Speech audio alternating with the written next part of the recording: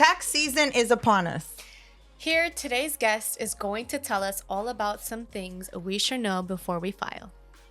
Welcome back to Keeping It Realty. I'm your host, Martha Smith. And I'm your co-host, Natalia Pierantoni. Let's get into it. All right, please help us welcome to the show tax strategist Ebe Collado. Am I saying it right? Collado, Ebe yes. Collado. There you go. Ebe, thank you so much for being here. Before we jump in, can you tell us a little bit about how you started and what type of clients you work with?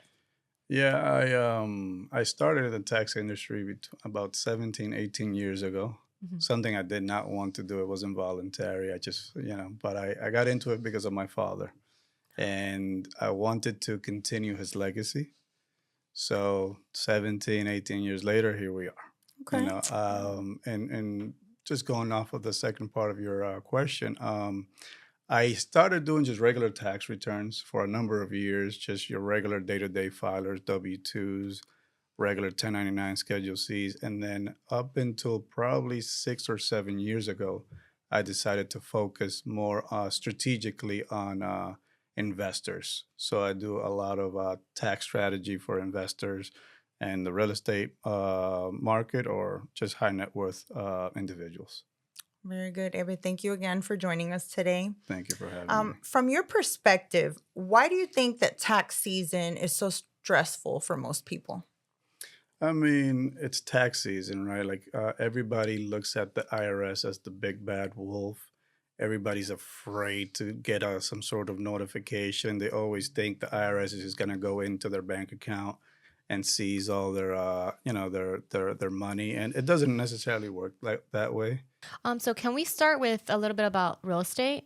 Tell us how real estate affects our taxes.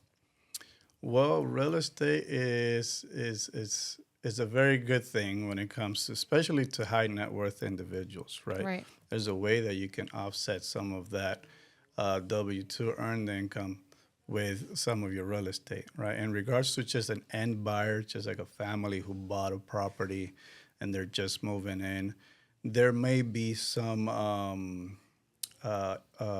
benefit to having a property. Why? Because you can go ahead and you can deduct mortgage interest payments that you make. Oh, wow. Absolutely. You can do the PMI, Right. property taxes, and that's called itemizing, right? So the IRS provides you with what's called a standard deduction, Okay. right? And all the standard deduction does is just kind of grants you, it puts you in a favorable position, saying, "Hey, this portion of your income is not going to be subjected to tax." Right. So if you're able to exceed that standard deduction, right, that's when you itemize. So sometimes owning a property is a benefit from an itemizing standpoint, depending if you qualify on it or not. Got it. Okay, so say if someone bought a home last year, Okay. what are the first things they should be thinking about as far as, getting ready to file? Yeah, just make sure you have all your ducks in a row. Make sure that you're getting your mortgage interest statement from your lender. Okay. Often they either mail it or you might have access to a portal. Make sure that you have access to your property tax documentation. But that's usually you can find that online pretty easily. Okay. It's accessible here, at least in Hillsborough County. And most of the time, the Form 1098 usually says this is what you paid for mortgage, this is what you paid for PMI, and this is what you pay for real estate taxes. Sometimes it includes it all in that one form. Sometimes it doesn't, and that's when I ask those questions to the client. Okay, so if somebody just first-time home buyer buys their home for the first time, their mortgage company will send them a document. You said it was called a 1098. A 1098, and that's all that they would need to prepare their taxes. For the most part, the Form 1098 mortgage interest statement has all the information they need. For the most part. But sometimes it doesn't contain the real estate taxes paid and whatnot. Okay. Gotcha. So how does appreciation work? Well, appreciation? Depreciation. So depreciation, for an end buyer, right? Like let's say you bought a home, you moved with your family into this property, this is going to be your primary residence. It's not going to be applicable because it's not considered an asset that you have as a business, right? So Right. it's your primary residence. So that depreciation aspect doesn't play any part. Where depreciation really comes in is, let's say you buy a house to buy and hold, and it's Okay. just an investment property that you're holding. If it's a residential property, then you can depreciate over 27 and a half years, and if it's commercial, 39 years. And then you can start taking, that's a big deduction when you look at the grand scheme of thing, right? When you have cost basis and whatever additions or improvements you made to Improvements, the right. property, right? You can start maximizing your deductions that way. Okay. So let's say you're a regular person, you have your home that you bought, and maybe you own one or two other like investment properties, residential. Right. Do you have to have separate entities that own those resident, or can, let's say me, for example, can I have my home and then have two investment properties that I rent out? How does the tax preparation for that type of situation? Well, before you even get into tax, this is something I actually tell everyone to do. Either if it's going to be an investment property, place it in the land trust or an LLC. Create some distance between you and the investment property. Very good. Okay. Actually, literally a couple of days ago, I had someone call me, and they're saying, "Hey, Eb, can I transfer my properties to an LLC? I'm being sued." And I said, absolutely not. That is complete fraud. And that was just completely, they would just gut them. They'll eat them alive. Oh my you goodness. know, So when your it- suggestion is pretty much for every investment property, put it under an LLC, a different LLC, or like what do you recommend in that So case? I would say, and it's a preference thing, right? You can Right. either place it into an LLC, but LLCs have administrative costs every year, Yeah, right? like So $150, something like yeah, that. depending filing fee. on how you set it up, but yeah, and what state, right? So if you're okay paying the administrative costs, fine. But there's also the land trust, and the land trust is relatively easy. You can go to a company that can file the land trust. The cool thing about the land trust is it gives you a bit of anonymity. Right, so it really makes it difficult for anyone to know who's the actual owner of this property. But we can talk about that Yes. a lot Yeah, another definitely. time. We'll go in more I would details. love to go into detail with Yeah. that. But basically, you want to create like almost like a shelter in case anything Absolutely. happens to Yeah. protect you from like Any other liability. assets, And right? the reason I say that is because this particular person, a gentleman actually, he has his primary residence, his homesteaded property, and then he's got three other properties, and he put them all under his name. And what happened was a young lady happened to get severely injured in one of these properties. The lawyers looked up. They noticed he has You have all these three properties properties? under his personal name. So guess what they're going to do? Yeah. They're Go going after to him go after directly. all of his assets. Right. Right. Why? Because he didn't create barriers between himself and these assets. Right. So Pro it's very tip, guys. important. Pro tip. That's, Yeah, Yeah, it's very for that's sure. important. great. Thank you. Yep. All right. So I don't know if this is related, but what can you tell us about the big beautiful bill? Because we keep hearing the big beautiful bill this year. Yeah, I mean, the big beautiful bill is you're going to see in the real estate market, you're going to see, I suspect a lot of movement in the market from an investor standpoint, No. right? Because you're looking at them having the Section 179 depreciation deduction. Can you tell us a little bit about what that is? The I've never heard of depreciation. that. Yeah, so there are things that you can depreciate at 100%, right? Let's say you have a vehicle at over 6,000 pounds, you have that bonus depreciation, and you have, let's say, a real estate investment property where you can take 100% bonus depreciation in certain phases, right? Then there's also another option where you can hire an engineer to do a specialized assessment of the property, right? And then this engineer will go into this investment property and really pick out things that you can depreciate faster. In other words, that's called accelerated depreciation. That particular thing is called a cost segregation analysis, right? So you have somebody that comes in, takes apart, right, in theory, the property and says, well, this usually gets depreciated at 27 and a half or 39 years. We're going to go ahead and accelerate that depreciation to 5 years, let's just say, right? So you get these very big benefits from the depreciation. The big beautiful bill pretty much allows that 100% bonus deduction and just accelerated depreciation that, that was phasing out. Right. I hope that answers the question. Yes. Yeah, It it's did. definitely. I have a ton more other questions about it though. Like, Sure. do you have to pay that back So if you're getting that almost like fronted, like early? You know? No. So what happens is when you dispose of the asset, right? Let's say you sell it or whatever, there's this thing called a depreciation recapture. So you have to recapture 25% of the depreciation that has accumulated that you've taken on the property. Right? So that's the main factor when it comes to that. Okay. Understood. Okay, so can we go back and explain a little bit about the homestead, how that works? In I detail? mean, the homestead provides you, so the homestead is for your primary residence, right? Okay. And what the homestead does, in essence, is it, first of all, it helps you lower your property tax, but it provides a shelter as well. It shelters you. Florida is a great state because of the homestead exemption. I don't know if you guys know, but a lot of people, a lot of wealthy individuals, they buy very, very large properties here, very valuable properties, and they homestead that particular property to protect it from creditors because that's literally like a fortress. Right, so that's why a lot of these people buy these nice luxury homes here, homestead that property.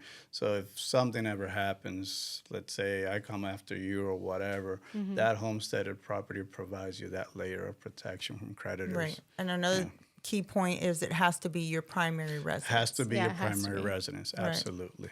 Got it. So let's say that you purchase your home, it's your primary residence, you lived there for a couple of years and you forgot to file for homestead. Can you backtrack it? Not in the state of Florida. Okay. You can always apply for it before March 1st of every year. So if you go past March 1st, you're going to have to wait till next year. All right, so you're going to have to eat that till next year. So always do it between January and March March. 1st. Yeah. Don't let it go past that if it's going to be your primary residence. Right. We tell our clients all the All the time. We time. remind them, make sure that you file for your homestead. And then Yep. sometimes they forget or they do it after that March 1st deadline. And then they're like, I didn't do it. Right. And they asked me this question, can I backdate it? And I was under the impression that you couldn't, but I wanted to confirm Right. that. There's a Confirmation. couple of exceptions. I think Texas allows it. Don't quote me, but I think they do Okay. up to 2 years. But here in our state, Florida, no. No. Okay. Got it. Yeah. So if someone sold a home last year, how does that impact their taxes? So it depends. So if this is their primary residence, right? There's a couple of things to it. So let's kind of peel the onion, right? Yeah, love So it. if Let's this was your primary residence and you lived in it, let's say 2 years in a row, and you sold it the year after, right? You have what's called a capital gains exclusion. A lot of people are actually afraid. They said, man, I just sold my house. I only lived in it for a couple of years. I'm going to be screwed with capital gains tax. And that's not necessarily the case. There is the exclusion as long as you lived in the property for 2 of the last 5 years. And it doesn't have to be consecutive, by the way. Okay. Good to know. Absolutely. So with that being said, let's say Joe Schmo made $50,000, sells the house, has a $200,000 gain. He's probably freaking out, looking for someone like me to speak to. And, we're the ones that kind of just, hey, let's talk this through, right? Exactly. We provide a little bit of tax therapy there for them, right? And just kind of let them know that, hey, it's going to be okay, right? You Right. have the exclusion. And by the way, the exclusion depending on your filing status. So if you're single, you get $250,000. You can exclude from capital gains. Okay. If you're married joint, $500,000. Which, by the way, another, I guess, what you called it, pro tip. Yeah, pro tip. A lot of people use that exclusion as a method of building wealth. Ooh, okay. They acquire a property, they make it their primary residence, live in it for at least 2 years, sell, get the exclusion, tax-free, Tax right? free. Yeah. Go Makes ahead sense. and That's do how it you by do it right another there. one. Absolutely. So a lot of people use that method, and it's worked out very well for many people if you implement it correctly. Right. Just thought And I'd then share it's that. like leasing a car. You're in a new house every 2 or 3 Every years. There you go. That's right. If you yeah. can afford it, why not? Absolutely. All right. Can you tell us a little bit? I know you touched on it now, but how capital gains works, let's say it's not your primary residence. Right. Yeah, well, I mean, if it's not your primary residence, let's say you bought a house for $100,000 and you put another 100,000 into the property, right? You make capital improvements on it, right? It doesn't matter how long you've had it. Assuming this is your investment property, no, it doesn't matter. No. So you could have bought it yesterday for 100, put another 100. So technically, the house didn't just cost you 100; it cost you the 100 200. plus what you bought minus the land, the cost of land. That's what you can depreciate over time, just so you know. But when it comes to the capital gains, let's say you sell it for 400,000, right? So in quotations, it costs you 200 minus the land, but you're selling at 400. You would think, oh man, I'm gonna have a huge capital gains problem here. That is not necessarily the case. If you plan accordingly, you can move those gains into a 1031 exchange. But it all comes down to planning correctly. Yeah. You know, if you do it right and you speak to what's called a qualified intermediary regarding the possibility of moving into a 1031 exchange, you can keep doing that forever. Right. Right. And you just carry it over. And you can carry it over. Yeah. So it doesn't matter how long you've had it. You could have had this property for 20 years, bought it for 100,000 back then, done absolutely nothing to it, and then Absolutely. sold it 10 years later. Yeah. And you still have to pay the same capital gains on it, or you could use the 1030. Well, remember, exchange. your house appreciates over time. So a house that you bought 10 years ago and Yeah. it's valued at 400, even if you didn't do anything and you just sold it, yeah, you're going to pay capital gains on that property because it's an investment property. Right. But if you're smart, right, and you do what what people say the wealthy do, right, you will look at other options that are available for you. One of them being a 1031 exchange, which is an absolutely phenomenal Yeah. way of diverting that capital. And gains. 1031 exchange, for those that don't know, briefly, it's when you take the money from this property and you invest it into another property, right? There's like a And there's like a holding- time frame though, there's a too, time right? There is a time frame. Okay. You have to identify the property within a specific period of time, and you have to make the purchase. Right. And but that's when you get a qualified intermediary involved. And the qualified intermediary, just so you guys know, that it's somebody that deals with the 1031 exchange, right? You have this person or company that assists you through the process to qualify it as such. Yeah, I just went through one with my client, and they had like a lawyer involved, and Right. just working back and forth with title. So it's a pretty great Yeah, process. it takes a team. Yes. Sure does. Go ahead. So what paper do you need for sellers after they sell to file their taxes? Let's say they sold the property. Do the capital gains just get reported to the IRS, or how does that work? No, normally what I like to ask for, I usually ask for the ALTA or HUD. I don't know, you guys. Yes, it's Yeah, the HUD is what they interchangeable. used to call it. Now they call it Right. the Alta. So I ALTA usually like statement. to ask for, the purchase, the HUD, the initial HUD, and then the sale of the Okay. HUD, and I just kind of start crunching numbers based on that. Okay. Yeah. Okay, so let's get into some quick true or false questions Sure. for you. Go for it. So true or false? I can write off repairs. If it's your primary residence, false. Okay, so only on investment properties. Yes. Okay. You True sound or like- false? He sounds like there's something else to it, but he's like, I'm gonna keep it There true or is, false. I qualify for capital gain exclusion if I lived in my house for less than 2 years. Nope. False. You're going to be on the hook. You have to be at least 2 years, and it doesn't have to be consecutive. Up to That's 5. right. I was Yeah. paying attention. There Yeah. you go. All right, true or false? Homestead means I don't pay property taxes on my. Absolutely false. No way. Okay. I You still wish. got to pay taxes, but you do get a credit, so it's cheaper, reduced, right? Yeah, reduce. For your primary residence. What advice do you have for someone who hasn't filed their taxes in a few years? Which is huge. A lot of people don't even try to file. Yeah, actually, A lot of I have self-employed that. I have that happen all the time. People call me deathly afraid. Going back to the beginning, right? Yeah. Whether it's just shaking in their boots and saying, "Man, I haven't filed in 2 or 3 years." I mean, I've had people haven't filed in 8 years, to be honest Wow. with you. But there comes a time in place where the IRS will say, "Well, you're not filing. We'll file for you at the highest possible Oof, rate." and So you you got to don't be wanna do that. careful. You know, you got to be careful with that. But what I would say to someone like that is don't don't be afraid, right? That's why we're here. That's why Taxpros Financial is here to help you. Yeah, shameless plug. There you go. Go ahead, in. call That's out right. your socials. Absolutely. Why not? We're here to help you. We're here to help you navigate that, because what may seem like a mountain to cross could be just a hill for us. It's really not a big deal. A lot of people, like I said, they have this misconception of the IRS. Yeah. They see it as this big bad monster. Well, we're here to tame that monster on your behalf, right? That's what we do. Sorry to interrupt. I do have another thing when buyers like, oh, I want to write all this off and like And then they file wanna buy a the house. least most like amount. Yeah, right? so let's touch on that a little bit. Yeah, exactly. And how you collaborate with lender. And yeah. go ahead. Go for Absolutely, it. yeah. That's actually one of the biggest mistakes I see people make when they come in and say, I don't want to pay as much tax. I want to pay Correct. as little as possible. And a lot of preparers would just say, oh, yeah, that's it. Yeah, let's write it all off. Hell, you took a loss of $20,000. And it's just like, really? Like, to me, I'm the kind of person, I do a little bit of digging, right? I like to ask the questions. Well, what are your plans for next year? Right. What are your plans for the year after?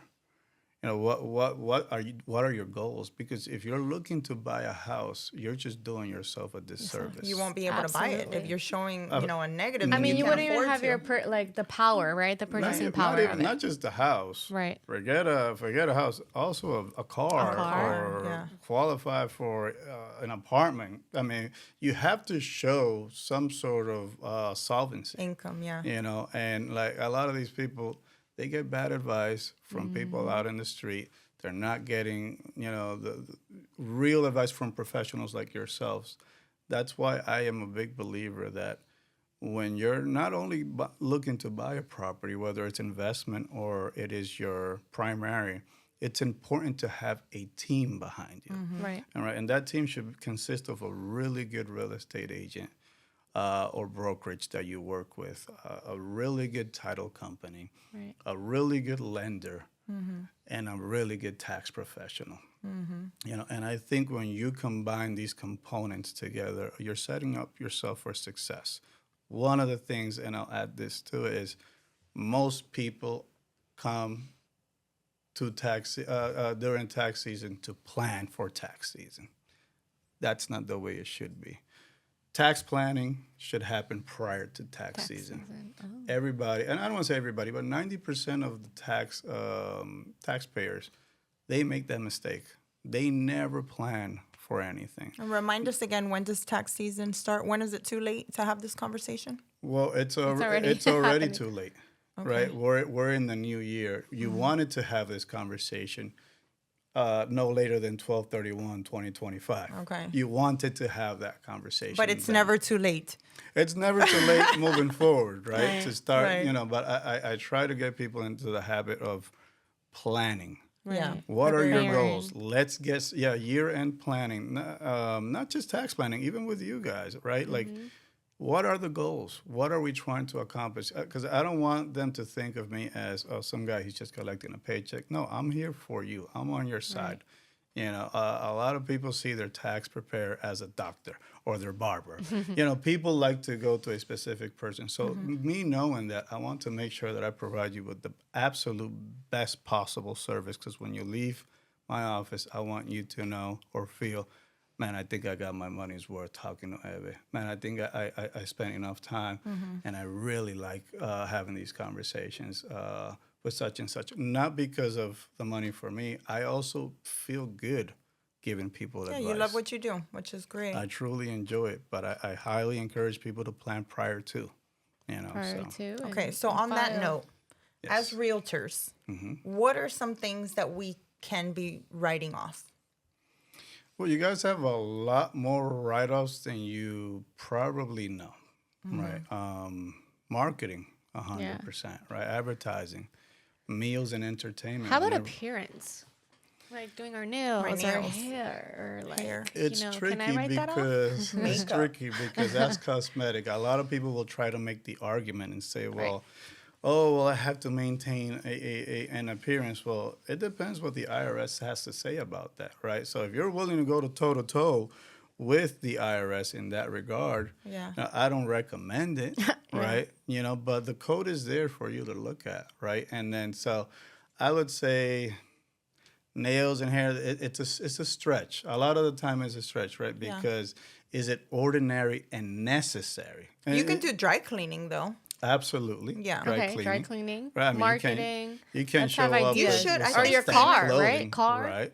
No, well, let Gas, me break down a couple mileage. of those Yeah, for do, you. please. Right, so you have marketing expense, you have meals and entertainment, you have your cell phone, your computers that you're working on, right? Like, depends on how much work you're doing on them, right? Like All the work. all of these things are deductions. If you I have can't live without this thing. if you have a home and you have a home office, right? Right. Let's say you have a W-2 job and you're also a realtor, but you happen to have a home office. There is an advantage to it from a deduction standpoint. That's there. a great point. How do you show proof that you have a home office? You take a picture? Well, I mean, if the IRS says, I want proof, how do you prove that? You do have to, obviously, when you're Your doing LLC, right? taxes, Your you're LLC talking has about, that. you're making good faith declarations too, right? There is an expectation on you to tell the truth, Yeah. right? I don't know if you noticed, but when you have, there's certain forms that when you're signing on the penalties and perjury, like there's a lot of people don't realize, like there's an expectation of you for you to be truthful. Right. Now, obviously, if they ask you for documentation, you need to produce it. Right. Hey, I got this table, I got this microphone, I got this desk, I got this or that. I conditioned the room. Maintain good records of that. Keep Receipts. Right. Receipts are very important. Another A pro lot tip. of people think just because all of it is on my bank account, the IRS is going to use that. Absolutely not. The IRS is actually going to ask you, show me the receipts. Yeah. And I hope you have the receipts So on instead hand. of bank statements, wow. So Yeah. So receipts have a flaw. They fade, right? Yes. Take pictures of the Yeah. receipts.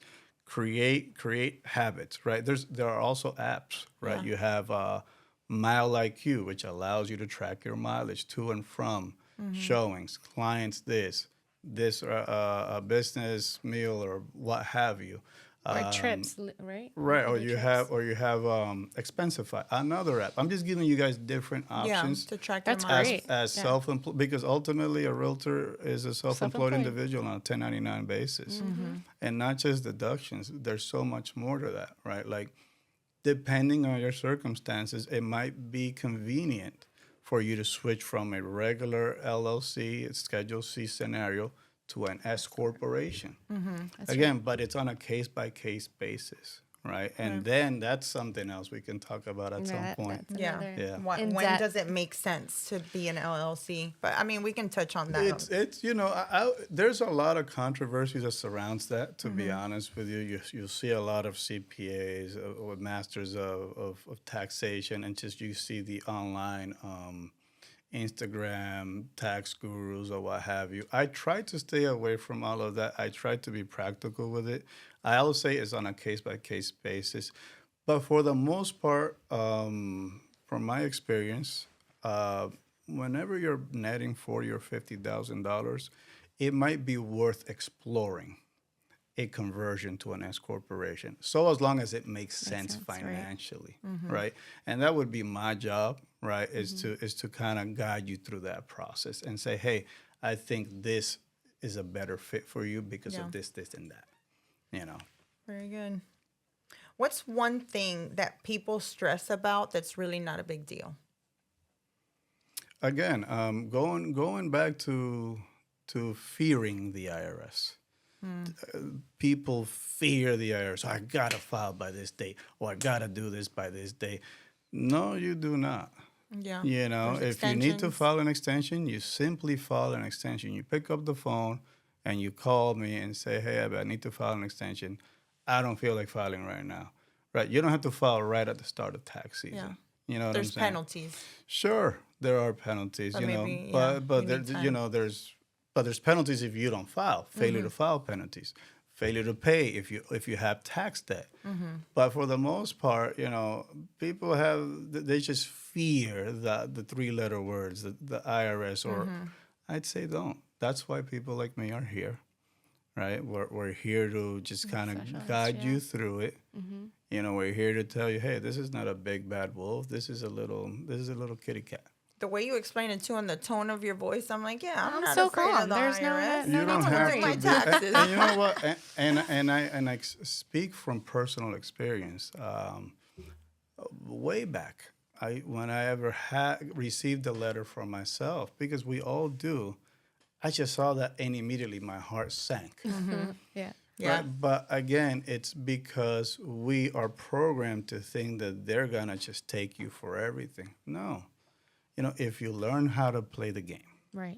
right? If you learn how the pieces move, there's nothing to be afraid of because you're always Knowledge going is to be power. ready. Yeah. Absolutely. Getting an expert. It's just in that. having a basic understanding on how it works, why it works this way, and learning again, learning to play the game. It's to me, and that's how I see it.